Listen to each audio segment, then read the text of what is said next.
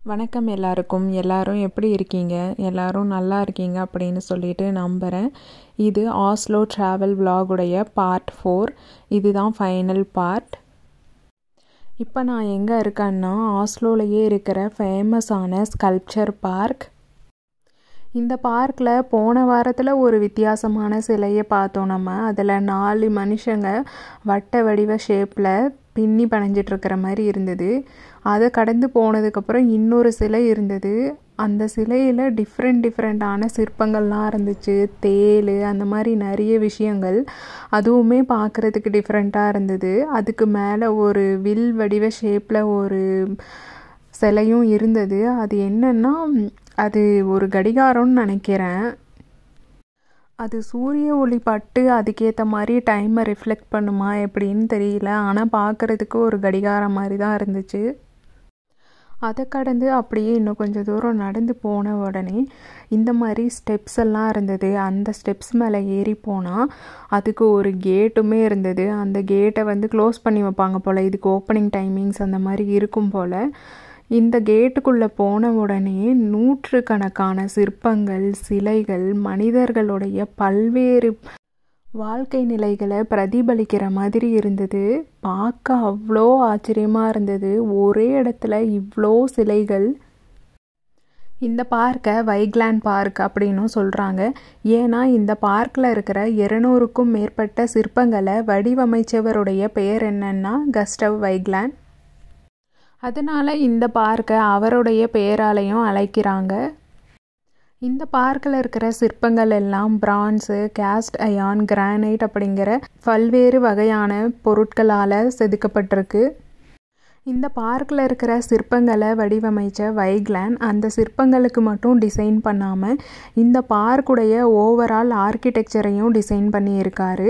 இது நார்வேலேயே one of the most top அட்ராக்ஷன்ஸாக இருக்குது. இதில் வருஷத்துக்கு 1 மில்லியனுக்கும் அதிகமான விசிட்டர்ஸ் விசிட் பண்ணுறாங்களாமா. இந்த பார்க்குக்கு என்ட்ரன்ஸ் ஃபீ எல்லாம் எதுவுமே கிடையாது. எல்லாருக்குமே ஃப்ரீ தான்.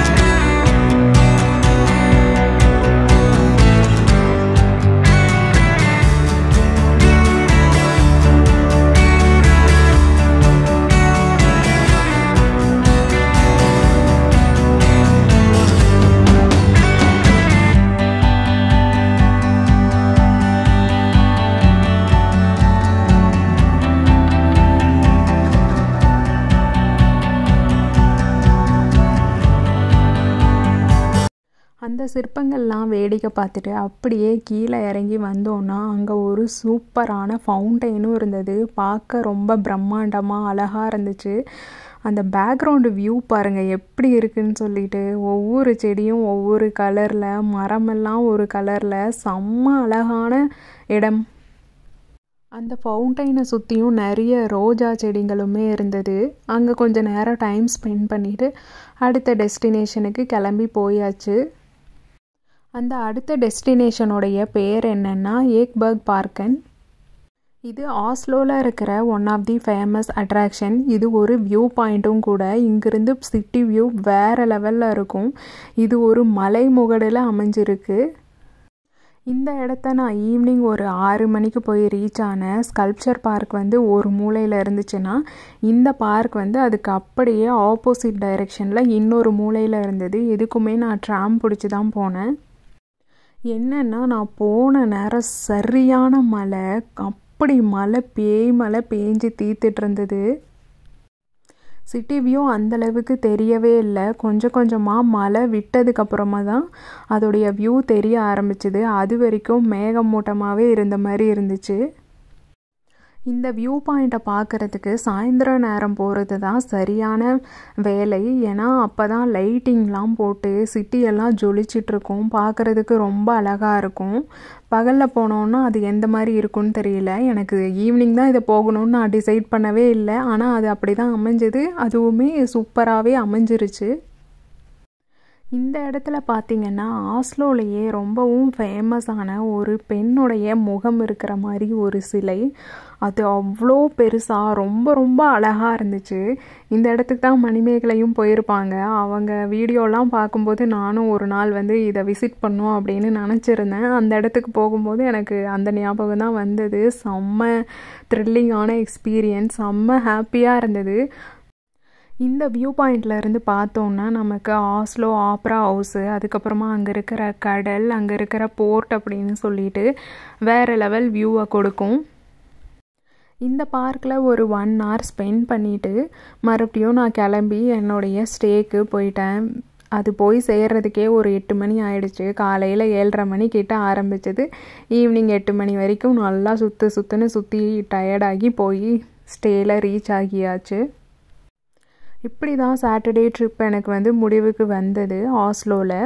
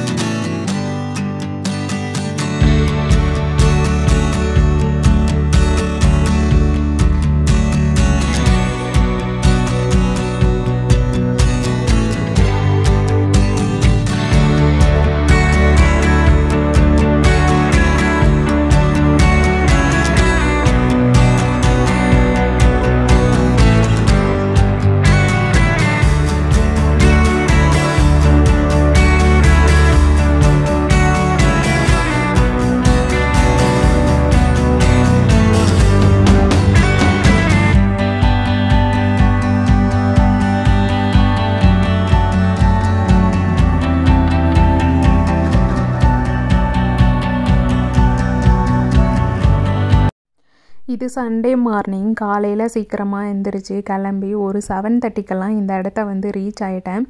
இது என்னன்னா ஆஸ்லோவில் இருக்கிற ஆக்கர்சஸ் போர்ட்ரஸ். நான் சாட்டர்டே நைட்டு கூகுளில் சர்ச் பண்ணிகிட்டு இருந்தேன். எனக்கு சண்டே மதியானம் 2 மணிக்கு ரிட்டன் ஃப்ளைட்டு. அதுக்கு 11 மணிக்கு நான் ரிட்டன் பஸ் புக் பண்ணியிருந்தேன் ஆஸ்லோவில் இருந்து ஆஸ்லோ டார்ப்புக்கு. ஏன்னா ரயானேர் அப்படிங்கிறதுனால ஆஸ்லோ டார்ப்புக்கு தான் போக வேண்டியதாக இருந்தது. சரி, எனக்கு சண்டே 11 மணி வரைக்கும் டைம் இருக்கு. அந்த கிடைக்கிற அந்த ஒரு 2-3 ஹவர்ஸில் வந்து நான் ஏதாவது பார்க்க முடியுமா அப்படிங்கிற மாதிரி தான் கூகுள்கிட்ட கேட்டிருந்தேன். அப்போ தான் இந்த கோட்டை பற்றின டீட்டெயில்ஸ் தெரிஞ்சது. சரி, இதை நம்ம பார்க்கலையே அப்படின்னு சொல்லிட்டு இதை பார்க்குறதுக்காக தான் காலையில் 7:30 மணிக்கே கிளம்பி வந்துட்டேன். இது நான் ஸ்டே புக் பண்ணி இருந்த இடத்துல இருந்து ஒரு 15 minutes ட்ராவல் பண்ணி வர்ற மாதிரி தான் இருந்தது. இந்த போர்ட் எங்கே இருக்குது அப்படின்னு பார்த்திங்கன்னா நம்ம ஆஸ்லோ ட்ராவல் விலாகுடைய பார்ட் 1ல் பார்த்துருப்போம் இல்லைங்களா, சிட்டி ஹால், அதுக்கு பக்கத்துலேயே தான் இருக்குது. இந்த விஷயம் எனக்கு தெரியவே தெரியாது. இந்த போர்ட்டை போய் ரீச் ஆனதுக்கு அப்புறம் தான் தெரிஞ்சது, ஆஹா எல்லாமே பக்கத்தில் தான் இருக்கா அப்படின்னு சொல்லிட்டு. இந்த ஆக்கர்சஸ் கோட்டை சிட்டி ஹால்லேருந்து ஒரு 5 minutes வாக் பண்ணி வந்தாலே வந்துடலாம். அவ்வளோ பக்கத்தில் தான் இருக்கும். இது ஒரு பார்க்கில் இருந்துச்சு. அந்த பார்க்குள்ளே தான் இப்போ நான் நடந்துகிட்ருக்கேன். பார்க்க ரொம்ப அழகாக இருந்துச்சு. அந்த பார்க்கில் நடந்துட்டு இருக்கும்போது ஒரு மினி வில்லேஜ்குள்ளே போன மாதிரி தான் இருந்தது. அதுக்கு பக்கத்துலேயே நிறைய வீடுகள்லாம் இருந்துச்சு. அதையெல்லாம் கடந்து தான் நடந்துட்டு இருந்தேன். அதுக்கப்புறமா அந்த கோட்டையுடைய சுற்றுச்சுவர், அதோடைய என்ட்ரன்ஸ்குள்ளே போனதுக்கப்புறமா ஒரு பாத் இருந்தது. அந்த பாத்துடைய 2 பக்கத்துலேயும் மரங்கள்லாம் லைனாக இருந்து ரொம்ப அழகாக இருந்துச்சு. அந்த மரங்களில் இருக்கிற இலைகள்லாம் பாதி பழுத்தும் பாதி பழுக்காமல் கொஞ்சம் க்ரீன் கலரில் கொஞ்சம் பழுப்பு மஞ்சள் கலர்னு வச்சுக்கலாம், இந்த கலர்லலாம் இருந்து ரொம்ப ரொம்ப அழகாக இருந்துச்சு. ஏதோ ட்ரீம் வேர்ல்டில் நடக்கிற மாதிரி தான் இருந்தது. இந்த இடத்துல ஒரு ப்ரப்போசல் சீன்லாம் வச்சாங்கன்னா பேக்ரவுண்ட் வேறு லெவலில் இருக்கும். ஒரு சினிமேட்டிக் பேக்ரவுண்ட் மாதிரி தான் இருந்தது இந்த இடமே. இந்த கோட்டைக்குள்ளே ஒரு காசலுமே இருக்குது. அதை தேடி தான் நடந்துட்டு இருந்தேன் ரொம்ப நேரமாக. இது ரொம்ப பெரிய கோட்டை, அதனால் நடக்க ஏதோ முடியாத மாதிரி ரொம்ப தூரம் நடந்துகிட்டே இருக்கிற மாதிரி தான் இருந்துச்சு. இந்த கோட்டையுடைய 4 பக்கத்துல இருந்து பார்த்தாலுமே ஒரு வியூ பாயிண்ட் இருக்கிற மாதிரி தான் இருந்துச்சு. இந்த கோட்டை ஒரு மலை மேலே இருக்கிற மாதிரி தான் இருந்தது. நார்மலாக சிட்டியிலேருந்து பார்க்கும்போது தரைதளத்துலேருந்து கொஞ்சம் மேல் நோக்கி ஏறி போகிற மாதிரி தான் இருந்தது. அந்தளவுக்கு பெரிய ஏற்றமும் இல்லை, ஓரளவுக்கு ஒரு முகடில் இருந்த மாதிரி தான் இருந்துச்சு. அதனால் நம்ம எந்த பக்கத்தில் நின்று பார்த்தாலுமே சிட்டியோடைய ஒரு வியூ இல்லை, அந்த கடலோடைய ஒரு வியூ இல்லைன்னா அங்கே இருக்கிற துறைமுகத்துடைய ஒரு வியூ அப்படின்னு சொல்லிட்டு எல்லா பக்கத்துலேயும் ஏதோ ஒரு அழகான காட்சியை நமக்கு கொடுக்குற மாதிரி தான் இருந்தது.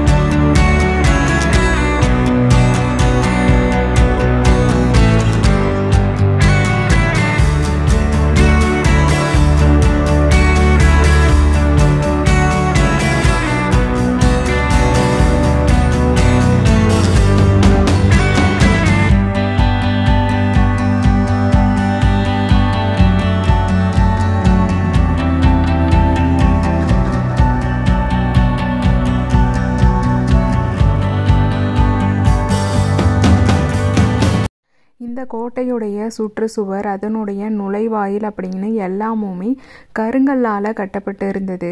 இந்த இடத்தையெல்லாம் பார்த்து அதுக்குள்ளெல்லாம் அங்கே இங்கேன்னு புகுந்து நடக்கும்போது நான் தமிழில் நிறைய வரலாற்று புத்தகங்களை படிக்கிற பழக்கம் உண்டு. அந்த புக்கிலெல்லாம் படிக்கும்போது நிறைய எழுதியிருப்பாங்க இல்லையா, இந்த கோட்டைக்குள்ளே போனாங்க, அங்கே போனாங்க, இப்படி இருட்டாக இருக்கும், இங்கே புகுந்து போனாங்க அப்படின்னு அவங்க வர்ணிக்கிற விதம் நமக்கு அந்த காட்சியை நம்முடைய கற்பனையிலேயே நமக்கு கண் முன்னாடி கொண்டு நிறுத்துகிற மாதிரி இருக்கும். அந்த மாதிரி ஒரு இடத்த நான் நேரில் போய் பார்க்கும்போது எனக்கு அந்த புக்கில் படித்த அந்த சீன்ஸ் எல்லாம் பார்க்குற மாதிரி தான் இருந்தது. இந்த கோட்டைக்குள்ளே நடந்து வந்துட்டுருக்கிற அந்த சமயத்தில் இதுதான் நான் முன்னாடியே சொன்ன அந்த காசில், அதனுடைய ஒரு பக்கம். அந்த பக்கத்தில் இருந்து இந்த பக்கம் நடந்து போனோன்னா இங்கே ஒரு வியூ பாயிண்ட்டு சூப்பராக இருந்துச்சு. இங்கேருந்து அங்கே இருக்கிற கடல், அந்த கடலில் நின்றுட்டுருக்கிற படகுகள், சின்னதுலேருந்து பெரிய படகுகள், இது ஒரு துறைமுகம் அப்படிங்கிறதுனால இன்னுமுமே பெரிய பெரிய படகெல்லாமுமே கூட நின்றுட்டு இருந்துச்சு. நான் அந்த இடத்துல நின்று வேடிக்கை பார்த்துட்ருக்கிற அந்த சமயத்தில் ஒரு பெரிய கப்பலை ஸ்டார்ட் பண்ணியும் அது மூவ் ஆகிட்டு இருந்தது. அது பார்க்குறதுக்கே அவ்வளோ பிரம்மாண்டமாகவும் இருந்தது. சரியான குளிரும் வேறு, காலையில் 8 மணிக்கு. அதில் பசி வேறு. அதனால் நான் பேக்கில் வச்சுருந்த ஸ்நாக்லாம் எடுத்து சாப்பிட்டுட்டு வேடிக்கை பார்த்துட்டு இருந்தேன். அந்த சமயத்தில் தான் அந்த இடத்துல ஒவ்வொருத்தராக டூரிஸ்ட்லாம் வர ஆரம்பித்தாங்க. இந்த ஆக்கர்சஸ் கோட்டை 1299 கிங் ஹகோன் ஹஞ்சு அப்படிங்கிறவரால் தொடங்கப்பட்டிருக்கு. 1300 கட்டி முடிக்கப்பட்டு இருக்கு. இந்த கோட்டையை 1588 1648 வரைக்கும் ஆட்சி செஞ்ச ஆட்சியர் கிறிஸ்டியன் 4 அப்படிங்கிறவர் நவீனமயமாக்கி இருக்காரு. அதுக்கப்புறமா இதை ஒரு மறுமலர்ச்சி கோட்டையாகவும் அரசு இல்லமாகவும் மாற்றியிருக்காரு. நான் போயிருந்த சமயத்தில் இந்த கோட்டைக்குள்ளே போயிட்டு எக்ஸ்ப்ளோர் பண்ணுறதுக்கு எந்த ஆப்ஷனுமே இல்லை. எல்லா பக்கமுமே கதவெல்லாம் மூடி இருந்தது. அங்கே ஆர்மி ஃபோர்ஸ் அந்த மாதிரி காவலுக்குமே இருந்தாங்க. நான் போன சமயத்தில் உள்ளே போய் எக்ஸ்ப்ளோர் பண்ணுறதுக்கு ஓப்பனில் இல்லை போல். ஆனால் கூகுளில் நான் பார்த்த வரைக்கும் இதுக்கு உள்ள கைடட் டூரெல்லாம் இருக்குது அப்படிங்கிற மாதிரி தான் போட்டிருக்கு. அதுக்கப்புறமா இன்னொரு விஷயம் என்னன்னா, இந்த கோட்டையை சுற்றி பார்க்குறதுக்குமே நமக்கு என்ட்ரன்ஸ் ஃபீ அந்த மாதிரியெல்லாம் எதுவுமே கிடையாது. நார்வே இருக்கிறதுலையே டாக்ஸ் கலெக்டிங் கண்ட்ரி அப்படிங்கிறதுனால நான் விசிட் பண்ண மோஸ்ட் ஆஃப் தி அட்ராக்ஷன்ஸுக்கு ஃப்ரீ என்ட்ரன்ஸ் தான் இருந்தது. இதுவே நீங்கள் யூரோப்பில் இருக்கிற மற்ற கண்ட்ரியெல்லாம் விசிட் பண்ணிங்கன்னா, ஈவன் தோ ஒரு பார்க்கை விசிட் பண்ணணுன்னா கூட, அது ரொம்ப ஃபேமஸான பார்க்குன்னா அதுக்கு என்ட்ரன்ஸ் ஃபீ போட்டிருப்பாங்க. ஆனால் இங்கே அப்படி இல்லை, மோஸ்ட்லி எல்லாமே ஃப்ரீயாக தான் கொடுத்துருந்தாங்க. அது ரொம்ப டிஃப்ரெண்ட் ஃபீலிங்காக இருந்துச்சு, நல்லாவும் இருந்தது. வாங்குகிற காசுக்கு மக்களுக்கு நல்லாவே திருப்பி செய்கிறாங்க அப்படின்னு தோணுச்சு. இப்போ என்ன பண்ணிகிட்ருக்கேன்னா, அந்த மலை முகடில் தானே வியூ பாயிண்ட் இருந்தது. இப்போ அதிலிருந்து கீழ் நோக்கி இறங்கி வந்துட்டுருக்கேன் அந்த கோட்டையை சுற்றி. அந்த கோட்டை நல்ல பெருசாக பிரம்மாண்டமாக இருந்தது. அதை சுற்றி இருக்கிற அந்த சின்ன சின்ன சின்ன செடிகள்லாம் பாருங்கள் எப்படி கலர்ஃபுல்லாக சூப்பராக இருக்குல்ல, ஒரு பர்கண்டி கலரில். அந்த என்விரான்மெண்ட்டே செம்மையாக இருந்தது. நார்வேயில் நான் ஸ்பெண்ட் பண்ண அந்த 1.5 நாளுமே செம்ம ஃபீலிங், நல்லா ஹாப்பியாக இருந்தது. நார்வேயில் அதுவும் பர்டிகுலராக நான் ஆஸ்லோவை விசிட் பண்ணியிருந்தேன். அப்படிங்கிறதுனால ஆஸ்லோவில் ஸ்பெயினில் பார்சிலோனாவில் இருக்கிற மாதிரி ஒரு பெரிய பிரம்மாண்டமான லா சக்ரடா ஃபேமிலியா, இல்லை வெனிஸில் இருக்கிற மாதிரியான ஒரு செயின்ட் பீட்டர்ஸ் பெசிலிக்கா, இல்லை ரோமில் இருக்கிற மாதிரி ஒரு கொலசியம் அப்படிங்கிற மாதிரி பெருசாக சொல்லிக்கிற மாதிரி பிரம்மாண்டமான அட்ராக்ஷன் எதுவுமே இல்லை. ஆனால் அந்த சிட்டிக்கு போனால் ஒரு நல்ல மன அமைதி, ஒரு ஹாப்பினஸ், தானாகவே ஹாப்பியாக தான் நான் ஃபீல் பண்ணிகிட்டு இருந்தேன். பெரிய பெரிய அட்ராக்ஷன்ஸ் இல்லை, ஆனால் அங்கே இருக்கிற பார்க்குற சின்ன சின்ன விஷயம் எல்லாமுமே அவ்வளோ பியூட்டிஃபுல்லாக இருந்தது. அப்போ தான் புரிஞ்சது, நார்வேயில் இருக்கிற மக்கள் எல்லாருமே ரொம்ப ஹாப்பியாக இருப்பாங்க அப்படின்னு சொல்லிட்டு ஒரு ரிசர்ச் நான் கேள்விப்பட்டிருக்கேன். அது என்ன எதனால் அப்படிங்கிறது அந்த இடத்துக்கு போனதுக்கப்புறம் தான் புரிஞ்சது. அந்த என்விரான்மெண்ட்டே நார்மலாக நம்மளை ஹாப்பியாக வச்சுக்கிற மாதிரி தான் இருக்குது. இவ்வளோ நேரம் உங்ககிட்ட கதை சொல்லிகிட்டே மேலே இருந்து கீழேயும் இறங்கி வந்துட்டேன். இங்கே நிறைய பீரங்கி மாடல்லாம் வச்சுருந்தாங்க. ஒரு 4-5 இருந்தது அந்த காசலுடைய ஃப்ரண்ட்டில். பார்க்க ரொம்ப அழகாக இருந்துச்சு. அதுக்கு முன்னாடி கடல்.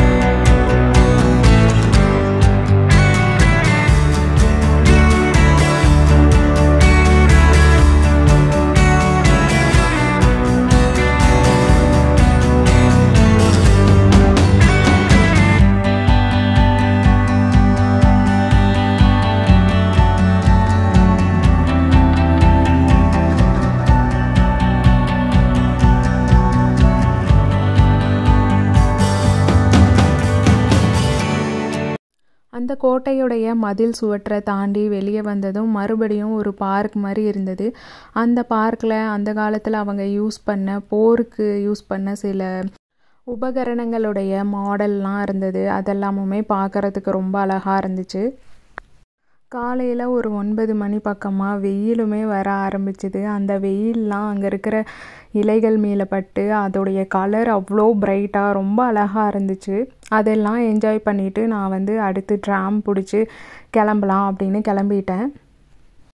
அந்த ட்ராமுமே வந்துருச்சு. இந்த ட்ராம் சிட்டி ஹால்லேருந்து ஓஸ்லோவுடைய பஸ் ஸ்டேஷன் இருக்கிற இடத்துக்கு போகும். அதனால் இதில் ஏறி கிளம்பிட்டேன். இது வரைக்குமே நான் முன்னாடி நாள் வாங்கின பாஸை தான் யூஸ் பண்ணிகிட்டு இருந்தேன். ஏன்னா முன்னாடி நாள் ஒரு 10-11 மணி பக்கம் தான் நான் பாஸே வாங்கினேன். ஸோ அடுத்த நாள் 11 மணி பக்கம் நான் யூஸ் பண்ணிக்கலாம், 1 டே பாஸ் அப்படிங்கிறதுனால அதை வச்சு தான் நான் ட்ராவல் பண்ணிகிட்ருந்தேன். Unlimited time. ஸோ இப்போ நம்ம ஒரு சிட்டிக்கு போகிறோன்னா அந்த இடத்துல பாஸ் வாங்கிட்டோன்னா அது ரொம்பவே பெனிஃபிஷியலாக இருக்கும். இதுவே நம்ம சிங்கிள் டிக்கெட்டாக எடுத்தோன்னா இவ்வளோ காசு கொடுக்கணுமே அப்படிங்கிற மாதிரி யோசிக்கிற மாதிரிலாம் இருக்கும். அதனால் பாஸ் வாங்குறது பெஸ்ட் ஆப்ஷன். அந்த பாஸுமே பெனிஃபிட்டாக இல்லையா அப்படிங்கிறதெல்லாம் நம்ம ரிசர்ச் பண்ணிக்கிட்டால் தான் உண்டு. ஒவ்வொரு கண்ட்ரிக்கும் ஒவ்வொரு மாதிரி இருக்கும். சில கண்ட்ரியில் சிங்கிள் டிக்கெட் பெனிஃபிஷியலாக இருக்கும், சில இதில் பாஸ் பெனிஃபிஷியலாக இருக்கும். ஸோ அந்த ரிசர்ச் எல்லாம் நீங்கள் பண்ணிக்கணும் அதுக்கேற்ற மாதிரி. இந்த பப்ளிக் டிரான்ஸ்போர்ட் யூஸ் பண்ணுறதுல இன்னொரு பெனிஃபிட் என்னென்னா, நம்ம போக வேண்டிய இடத்துக்கு போயும் சேரலாம். இன்பிட்வீன் அந்த ட்ராவலுமே ரொம்ப அழகாக இருக்கும். இந்த ட்ராமெல்லாம் சந்து பந்தெல்லாம் புகுந்து போகும். அதிலிருந்து சிட்டி வியூ பார்க்குறதுக்கு ரொம்ப அழகாக இருக்கும். ஸோ இதெல்லாம் நீங்கள் ட்ரை பண்ணுங்கள். இப்போ நான் ஆஸ்லோவுடைய பஸ் ஸ்டேஷன் இருக்கிற இடத்துக்கு வந்துட்டேன். இங்கே ஒரு மாலுமே இருந்தது, மால் ஆஃப் ஆஸ்லோ அப்படின்னு சொல்லிட்டு. அது ரொம்ப சின்ன மால் தான். அந்த மாலே சிட்டி சென்டரில் தான் இருக்குது. அதை சுற்றி இருக்கிற பில்டிங்ஸ், அங்கே இருக்கிற பஸ் ஸ்டாப் அப்படின்னு சொல்லிட்டு எல்லாமுமே ஹைஃபையாக செம்ம வியூ, செம்ம வைப், சூப்பராக இருந்துச்சு. அந்த இடத்துல ஒரு புலியோடைய ஒரு சிலையுமே இருந்துச்சு. பார்க்குறதுக்கு செம்ம பிரம்மாண்டமாக, நல்லா பெருசாக, ஒரே கெத்தாக செம்மையாக இருந்துச்சு. அந்த இடத்துல தான் போயிட்டு கொஞ்ச நேரம் டைம் ஸ்பெண்ட் பண்ணிகிட்டு இருந்தேன். இந்த புலி இருக்கிற இடத்துக்கு பின்னாடி இருக்கிற பேக்ரவுண்ட்லாம் வேறு லெவலில் இருந்துச்சு. நல்ல ஹைஃபையான பெரிய பில்டிங்கு, சூப்பராக இருந்துச்சு அந்த வியூ. அதை பார்க்கும்போதெல்லாம் நமக்கு அந்த சிங்கநடை போட்டு சிகரத்தில் ஏறு இந்த சாங் தான் பேக்ரவுண்டில் ஓடிட்டு இருந்துச்சு. அப்படி ஒரு கெத்தான மொமெண்ட் அது. எப்படி நான் சொன்னது உண்மை தானே? எவ்வளோ கம்பீரமாக இருக்குது பாருங்கள் இந்த சிலை. இதுக்கு பக்கத்துலேயே தான் ஆஸ்லோவுடைய சென்ட்ரல் ஸ்டேஷனுமே இருக்குது. இந்த இடத்துல ஆஸ்லோ மால் மட்டும் இல்லாமல் ஒரு 2-3 பெரிய பெரிய மாலுமே இருந்தது. ஏதாவது ஓப்பனில் இருக்குமா, மாலுக்கு போவோமா கொஞ்சம் நேரம் அப்படிங்கிற மாதிரி யோசித்தேன். ஆனால் சண்டே அப்படிங்கிறதுனால எந்த மாலுமே ஓப்பனில் இல்லை. இந்த ஆஸ்லோ சிட்டி மால் மட்டும்தான் ஓப்பனில் இருந்தது. அதுவுமே சின்ன சின்ன ஷாப்ஸ், காஃபி ஷாப் அந்த மாதிரி தான் இருந்தது. அதனால் அங்கே ஒரு காஃபியை குடிச்சிட்டு அதிலிருந்தே ஒரு கனெக்ஷனும் இருந்தது பஸ் டெர்மினலுக்கு. நம்ம கீழே இருந்து போகாமல் அந்த ஆஸ்லோ மால்லேருந்து பஸ் டெர்மினலுக்கு வந்து ஒரு ஃப்ளைஓவரில் கனெக்ஷன் கொடுத்துருந்தாங்க. ஸோ அது வழியாகவே நடந்து பஸ் டெர்மினலுக்கு கிளம்பியாச்சு. இந்த பிரிட்ஜ் மேலே இருந்து பார்க்குறதுக்குமே சிட்டி வியூ 2 சைட்லேயுமே ரொம்ப அழகாக இருந்துச்சு. எனக்கு ரிட்டன் பஸ் 11 மணிக்கு தான். ஆனால் நான் ஒரு 10 மணிக்கு பஸ் டெர்மினலுக்கு போயிட்டேன். அங்கே போயிட்டு எப்படி இருக்கும் அப்படின்னு பார்க்குறதுக்காக. ஏன்னா இது ஆஸ்லோ பெரிய சிட்டி அப்படிங்கிறதுனால அந்த டெர்மினல்லையுமே நிறைய கேட்ஸ் எல்லாம் இருந்தது. ஒரு ஏர்போர்ட்டுக்கு போனால் எந்த மாதிரி இருக்கும் அந்த மாதிரி தான். அதுக்கப்புறமா அங்கே டிஸ்பிளே எல்லாம் வச்சுருந்தாங்க, எந்த பஸ்ஸு வந்து எந்த கேட்டில் இருக்கும் அப்படிங்கிறது. அதெல்லாம் கொஞ்சம் சீக்கிரமாக போய் பார்ப்போம், லாஸ்ட் மினிட்ல போயிட்டு அவசரமாக எதுவும் பண்ண வேணாம் அப்படிங்கிறதுக்காக தான் அங்கே 10 மணிக்கே போயிட்டு பொறுமையாக பார்த்துட்டு இருந்தேன். பார்த்து அந்த ஆஸ்லோ டார்ப் எக்ஸ்பிரஸ் எந்த கேட்டில் இருக்கும் அப்படின்னு சொல்லிட்டு அந்த கேட் நம்பர்லாம் பார்த்து நடந்து போய் அப்படியே அங்கே டைம் ஸ்பெண்ட் பண்ணிகிட்டு இருந்தேன். இதுதான் ஆஸ்லோ பஸ் டெர்மினல். இங்கேருந்து டார்ப் எக்ஸ்பிரஸில் ஏறிட்டு சிட்டியோட வியூவெல்லாம் பார்த்துட்டே போயிட்டு இருந்தேன். நான் போகிற அன்னைக்கு நைட்டு போனதுனால, நைட்டுனா ஒரு 7 o'clock அந்த மாதிரி தான் அங்கே போய் ரீச் ஆனேன். அதனால் ஃபுல்லாகவே இருட்டாக இருந்துச்சு. அதனால் பெருசாக சிட்டி வியூ எதுவுமே பார்க்க முடியல. வெறும் லைட்டிங்கில் வேணால் சிட்டி சூப்பராக இருந்தது, மற்றபடி அந்த பில்டிங்ஸ் அந்த மாதிரி எதுவுமே தெரியல. ரிட்டன் போகும்போது நல்ல செமையாக இருந்துச்சு அந்த ஜேர்னி. ஆஸ்லோவிலேருந்து ஆஸ்லோ டார்ப்புக்கு 1 hour ஜேர்னி. அதுக்கு நடுவில் நிறைய காடுகள், மலைகள், சின்ன சின்ன ஊர் அப்படின்னு சொல்லிட்டு நிறைய விஷயத்த பார்த்துட்டே போயிட்டு இருந்தேன். இதில் நடுவில் நிறைய டன்னல்ஸுமே வந்தது. செம்ம பியூட்டிஃபுல்லாக இருந்துச்சு அந்த எக்ஸ்பீரியன்ஸ். நிறைய காடுகள் இருக்கும், அந்த காட்டுக்கு நடுவில் ஒரு குகை, அந்த குகைக்குள்ளே இந்த பஸ்ஸு புகுந்து போய் அந்த எக்ஸ்பீரியன்ஸை வேறு மாதிரி டிஃப்ரெண்ட்டாக இருந்துச்சு. நிறைய டன்னல்ஸ், நான் அதை கணக்கு கூட பண்ண முடியல, அவ்வளோ இருந்தது. வழி ஃபுல்லாகவே டன்னல்ஸ் தான்.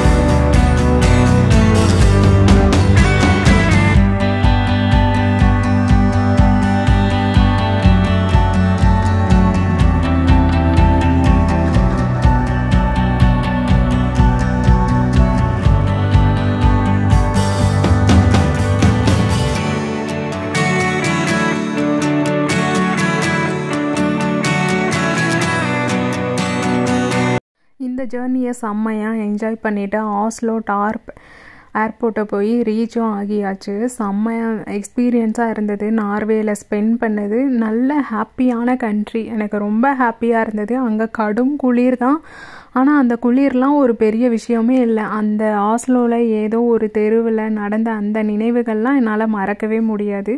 செம்ம சூப்பராக இந்த ட்ரிப் வந்து முடிவுக்கு வந்தது. உங்களுக்கு என்னுடைய கண்டென்ட் பிடிச்சிருந்தா மறக்காமல் என்னோடய சேனலுக்கு சப்ஸ்கிரைப் பண்ணுங்கள், லைக் பண்ணுங்கள், உங்கள் ஃப்ரெண்ட்ஸ்கிட்டையும் ஷேர் பண்ணுங்கள். உங்களோட கமெண்ட்ஸையும் மறக்காமல் பதிவு பண்ணுங்கள். அது எனக்கு கொஞ்சம் மோட்டிவேட்டிங்காக இருக்கும் அடுத்தடுத்த வீடியோஸ் பண்ணுறதுக்கு. தேங்க்யூ ஃபார் வாட்சிங்.